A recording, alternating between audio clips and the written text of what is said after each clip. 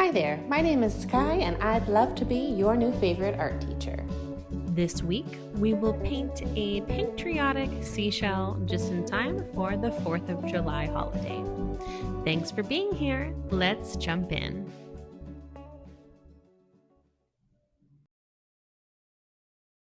Okay, hi there, and thanks for joining me. I'm going to go through the materials that we'll use for today's painting before we get started. I'm going to use my 3 standard brushes. These brushes I use in most of my classes. These are a different brand, don't panic. These are from a new kit that I got. That's a Transin kit. This largest brush here is my wash brush. I always will use a square wash brush, and this one is a size 16. Your brushes don't need to be the exact same brand or sizes, but they should be the same general size and shape. I also have 2 pointed brushes that I like to use. I have one that's a size 8 and one that's a size 4 little detail brush. I'm going to get those in the water cup off the side of the screen.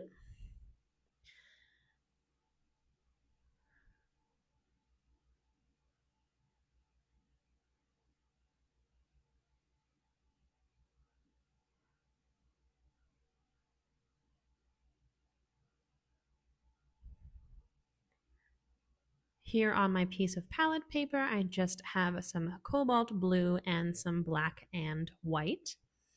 To see a full materials list of everything that I use and recommend, check the description box below. It'll show you the colors for today's tutorial, but it will also have a link to my materials page on my website, which is skypratt.com, SKYEPRATT.com. You can click on the materials page and it'll break it down for you, everything that you need to paint along. Okay, let's jump in with our background step. I'm going to grab my large square wash brush, and I'm going to start by mixing up a sort of toned down light sky blue with a little bit of my cobalt, a fair amount of white. I want to go pretty light, and a little bit of black as well. I'm going to start in the center and do what I call crazy brush strokes, coming from the center and moving out towards the outside edge. You really want to move your hand all around and not create too much of like a perfect pattern. You want to keep it crazy, keep it random, and make sure that the paint is soaking into your canvas texture. I like to sort of mix my colors right on the canvas too, so I can add a little bit of white if I need to, and just kind of work my way coming from the inside out.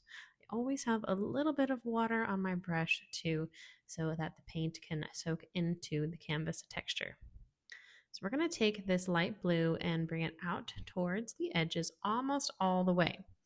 We're going to create in the second step like a little bit of a darker blue frame, but let's bring that light blue color almost all the way out to the outer edges.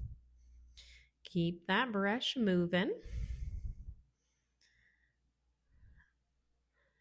Okay, and then once you've gotten the light blue color almost all the way out to the edge, and you are happy with the color that you have, I'm gonna lighten mine just a little bit more.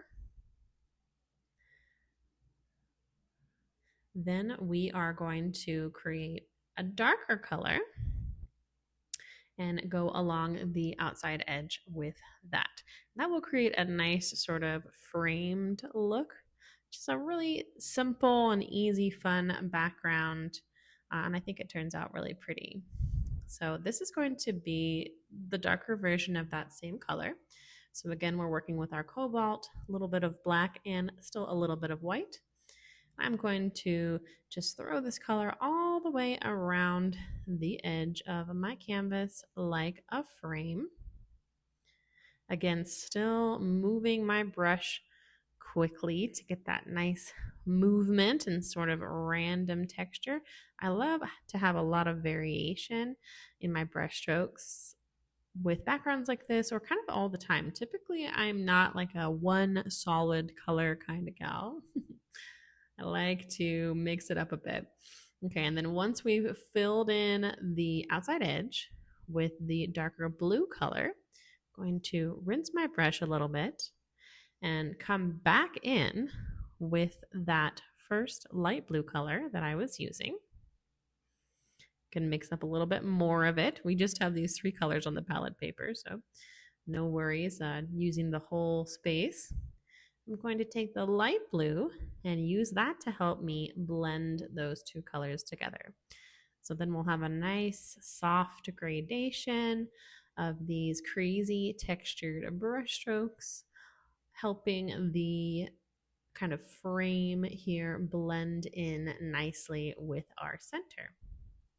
Remember, there's no such thing as perfection, so work this background until you think it looks good, and then we're going to step away for a few minutes and let it dry fully before we come back and add our cute seashell.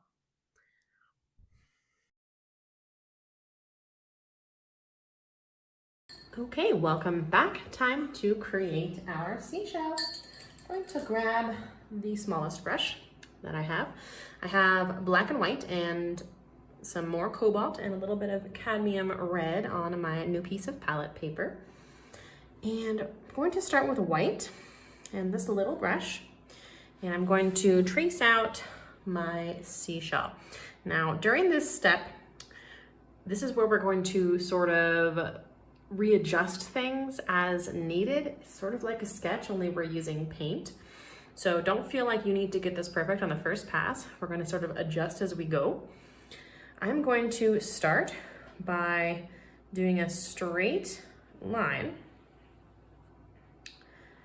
here at the bottom, not all the way, a little bit up from the bottom. And go across like that, and then going to do a V. So the V is going to come right in the middle of this first horizontal line, and it's going to V out pretty wide. And as you can see, my brush strokes are already kind of sketchy and not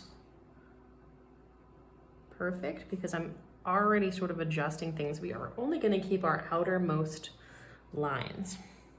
And to help me keep things spaced correctly, I'm going to do a straight line all the way to the top of where I'm going to go, not to the top of the canvas, but to the top of the what will be the seashell. Okay. And then the goal here is to have a sort of circular shape. Going to go across the top and then down and then straighten out by the time you get to the outside of your V. Okay, great.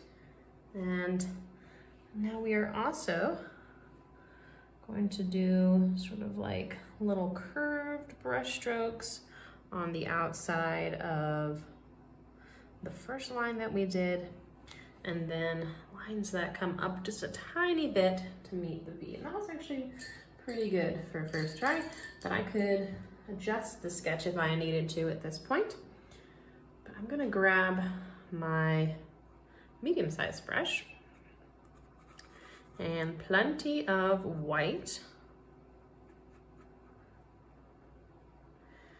And I'm going to now fill in my seashell shape.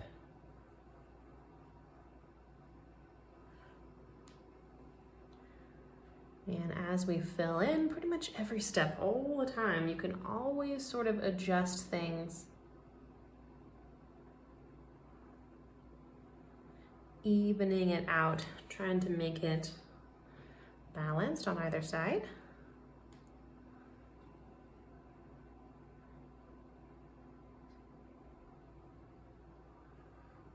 Just getting it filled in with a solid coat of white. Use plenty of paint, not using very much water because I want it to be nice and opaque. Don't want to see too much of the blue underneath. Opaque means not see-through. It's not a super common term outside of the painting world. If you'd like, I do have a free glossary of painting terms that I use in this class that could be of benefit if it's been a long time since you've had an art class, or you've never had an art class besides my classes, which I know a lot of my students are complete beginners, which I'm so honored to have you here with me, if you are. But the way to access the artist's glossary is by joining my email newsletter. That's over on my website, skypratt.com, link below. Once you sign up, it'll automatically send it to you. If you've already signed up for the mailing list before I created that little bonus, just shoot me a quick email and I'll send it over to you. My email is paintalongwithsky. Remember, sky is with an E, like the island in Scotland. paintalongwithsky@gmail.com. I have a lot of this info in the comments section and in the description box. So check to see what I've put there and what I've pinned if you'd like to see any of these resources that I've mentioned. Okay, that looks great. Now we're gonna do a little bit more adjusting. So I'm gonna take my tiny brush again and just a little bit of black, and I'm going to mix a beautiful soft gray color. And I'm going to go right down the center. Now, if I was smarter, I would probably use a ruler. Oh, I don't want to be too disparaging to myself. But I don't know if it's if it's an intelligence thing or a laziness thing. But I tend to like to wing things. So I'm just gonna do a straight line like that. And then we're going to, I like to go to either side. And I'm just eyeballing it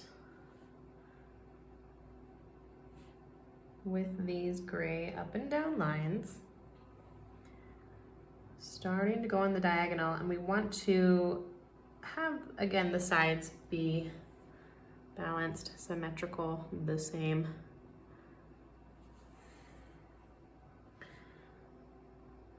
Okay, and we can adjust this too. This is all always adjustable. And then we're just gonna work our way down the sides of the shell. You can either add one at a time, or you can do a few on either side, switch back and forth, whatever feels comfortable to you.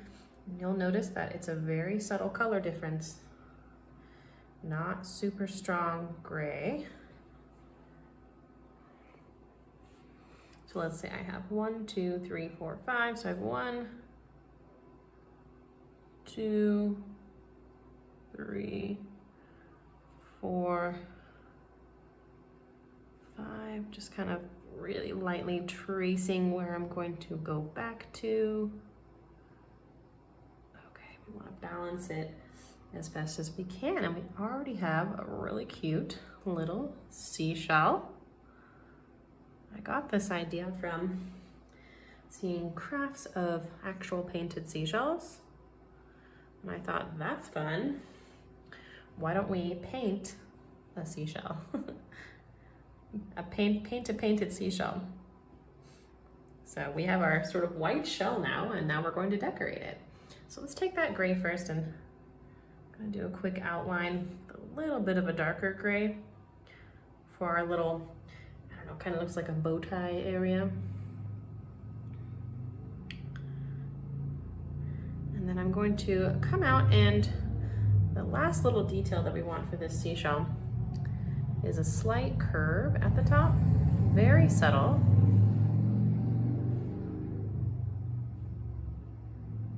All the way down. Look at how pretty that is. I'm just using a darker gray and going right on top, but creating a little bit of a curve outwards.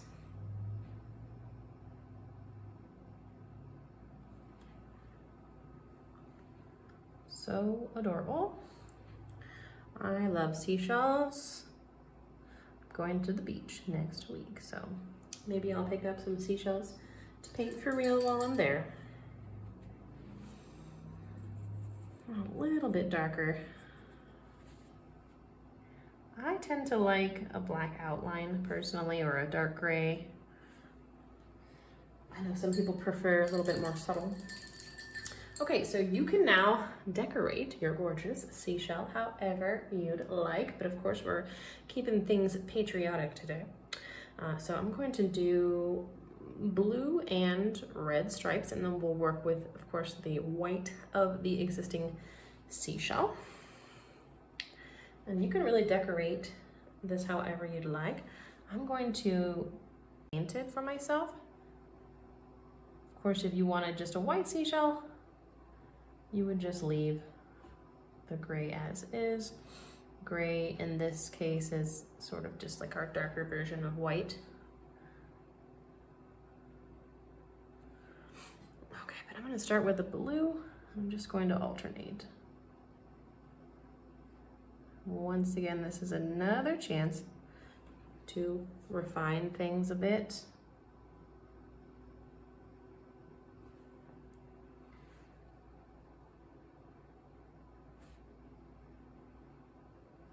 Trying to get a nice even line as best as I can. You can certainly go back in with white and tidy things up if you need to.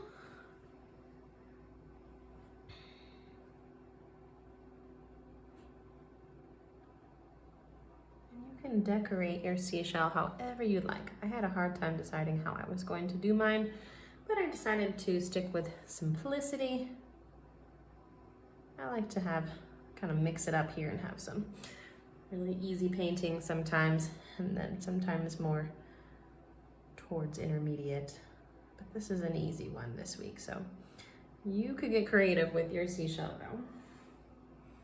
But I think this would be a really easy way to actually paint a seashell, would just be to go through the lines, like the deepest parts. Cute. I do need a little bit of white to tidy things up. Sometimes it's easier to tidy things up once they're dry, because you can get a little bit of blending like I just did.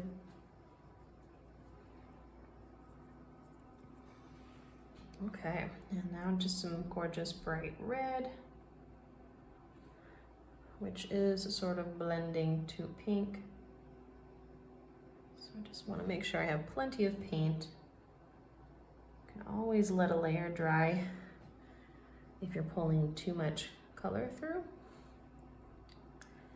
So keep that in mind. I'm sure you've noticed I'm a fast painter. That comes from just practice over time. But that's the benefit of this digital format, is you can pause and rewind and skip forward and use it however you need. I find that working a little quicker tends to actually get me straighter lines. You want that fluidity.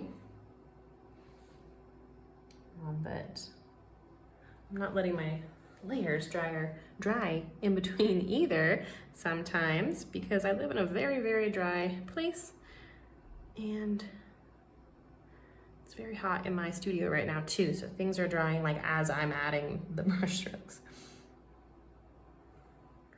But when I first started this channel, I was living in the Pacific Northwest, and I took more breaks there, and I've had people ask if they should use blow dryers, and you certainly can if you need to speed things up too. I kind of like forcing myself to step away also, and doing things sort of in parts. Okay, now that looks great, but I'm gonna take a little bit more gray since we've covered it all. I'm going to add a few streaks just to add some interest back into my seashell.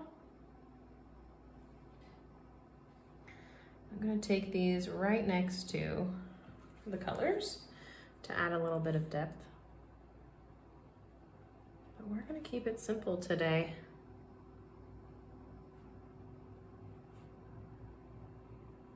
Just kind of towards the outside. And then let me take some of my dark gray here into the bow tie area. And I'm going to do a few little brush strokes coming out from the side, sort of like whiskers.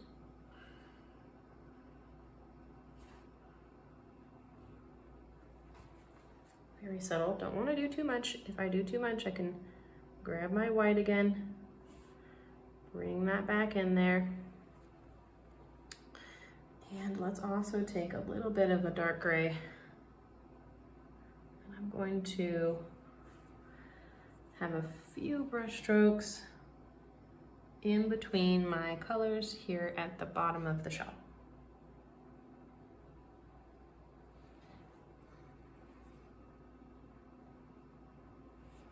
If you are painting along with me today, I would love to see your work.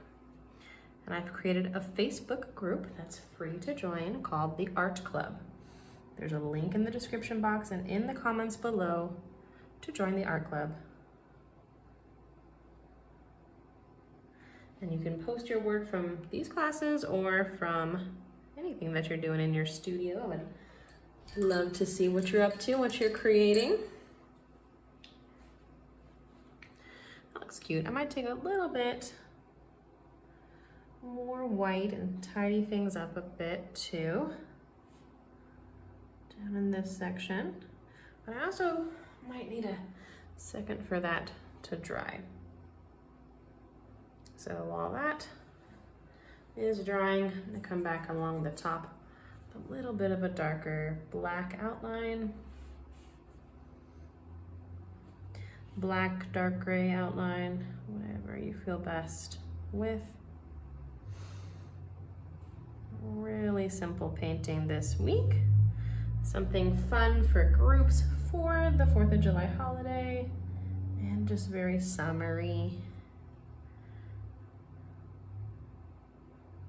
I'm escaping my dry mountain town and going back to the Pacific Northwest next week for 4th of July, so I'll have a very coastal, oceany holiday. Okay, that looks pretty cute though. All right, let me know what you thought of today's painting in the comments section below. I'd love to hear from you. Don't forget to join the art club so that you can share your work with me and the other students. Can't wait to see your creations. It's truly the best part of my day to see everything that you guys are creating. Thank you so much for being here with me and painting along. Happy 4th of July, and that is all the instruction that I have this week. So until next time, stay creative.